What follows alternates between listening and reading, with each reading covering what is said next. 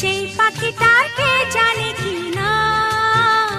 ও যে রোজ সকালে গান শুনিয়ে মিষ্টি সুরে মন ভরিয়ে ঘুম